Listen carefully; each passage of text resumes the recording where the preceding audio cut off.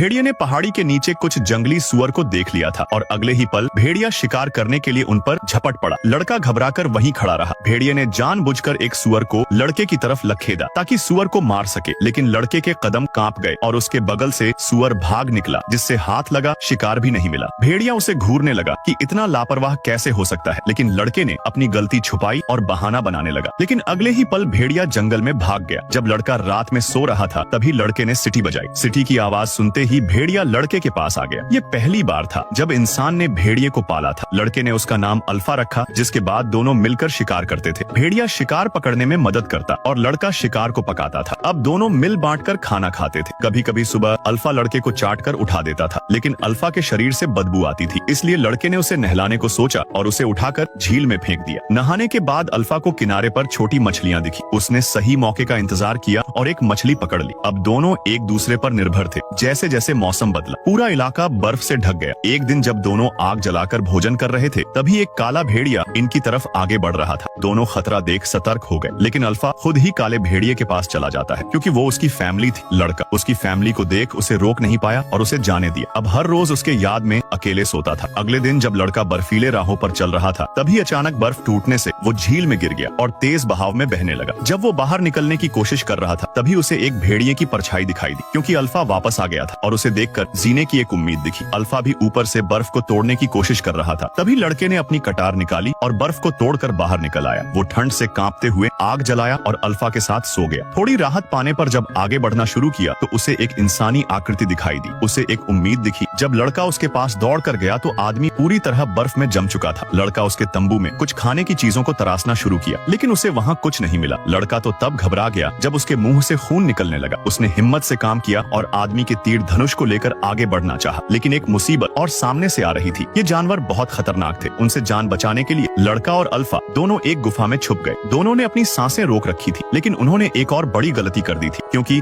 उन्होंने एक खूंखार जानवर को जगा दिया था। उसने लड़के पर हमला करने के लिए जैसे ही छलांग लगाया, तभी अल्फा उसे रोकने के लिए साइबर शिकारी से भिड़ गया। भले ही भेड़िया उसके सामने टिक नहीं पा रहा था, फिर भी अल्फा उसे बार बार रोकने की कोशिश कर रहा था। तभी लड़के ने अपनी तीर कमान संभाली और साइबर शिकारी पर चला दी। जब वो मर गया तो लड़के ने अल्फा को पुकारा, लेकिन वो लड़ाई के दौरान बेहोश हो गया था। लड़के ने उसके घाव को साफ किया और एक दिन आराम करने के बाद लड़का और अल्फा दोनों ने सफर को जारी रखा।